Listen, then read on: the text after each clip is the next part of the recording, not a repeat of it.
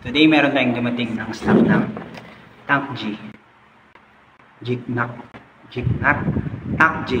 Naka-ano lang pala, naka-mirror lang. So yun, i-unbox na natin to.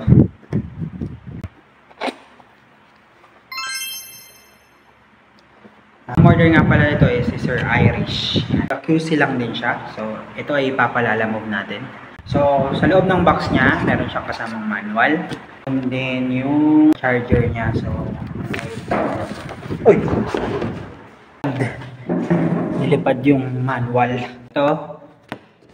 At yung pangalawa, ito yung parang magiging power supply niya. Ako nga pala guys, itong Tank GI, pwede mong i-charge.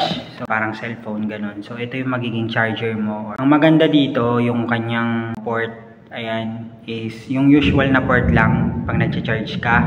Diba? Yung sa mga cellphone. Tapos yung sa kanya papunta sa Tank GI, yung Type-C. Yung mga naka-Android na Type-C, no? So, pwede mong ipang-charge yung charger ng cellphone mo, guys. So, kasama, ito yung kanyang unit. Ayan. Ang mahiwagang Tank G. Ito, guys. Yun, no? Tank G. Yun.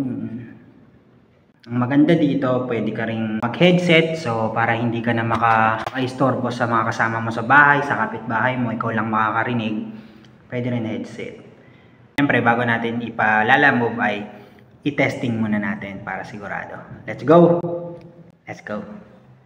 Ayun, walang nakasaksak dyan guys. Walang record. Ibig sabihin, battery operated talaga siya. I-charge mo lang. Guys, naka-setup na natin yung Tank G. Dito siya.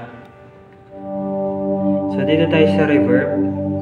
Para sa akin, ang ganda niya. Ako dahil lang dito sa speaker na gamit ko. Pero, ano lang ito eh, normal speaker lang. Yung para sa mga pang-video ko sa bahay. Malabo ito. Yan lang. Pero, nagaganda na ako sa kanya.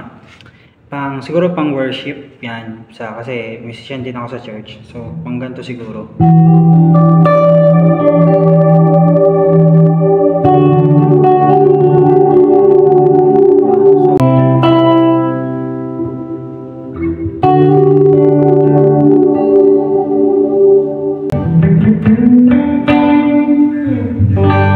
So, ayun lang guys, working naman. So, ayun.